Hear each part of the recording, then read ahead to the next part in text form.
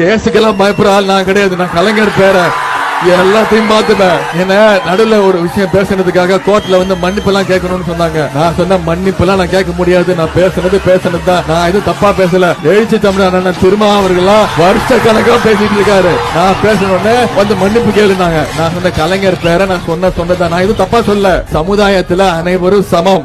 எந்த ஏற்றத்தாழ்வும் கிடையாது. எந்த ஜாதி மத ஏற்றத்தாழ்வு கிடையாது. உலகத்துல பிறப்புக்கும் எல்லா உயிருக்கும் நான் சொன்னேன்.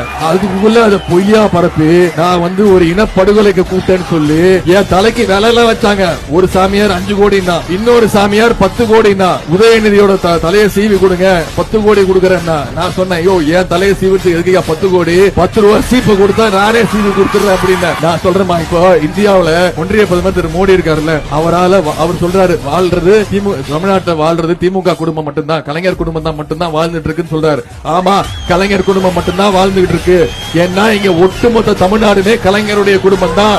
நான் சவால் விடுறேமா, இந்த 3 வருஷத்துல நம்முடைய திராவிட மாடல் அரசு ஆட்சியில ஒவ்வொரு குடும்பத்திலும் ஏதாவது ஒரு திட்டத்துல யாராவது ஒருத்தர் பயனாளிகள் இருப்பாங்க. அதனாலதான் தைரியமா சொல்றேன். ஆனா நான் சொல்றேன், திரு ஒன்றிய பிரதமர் திரு 29 பைசா அவர்களே, உங்களால வாழ்ந்தது ஒரே ஒருத்தர் தான். உங்களால பணக்காரரானது ஒரே ஒருத்தர் தான். யாரு? அவர் பேரு அதானி. உலக பணக்காரர் பட்டியல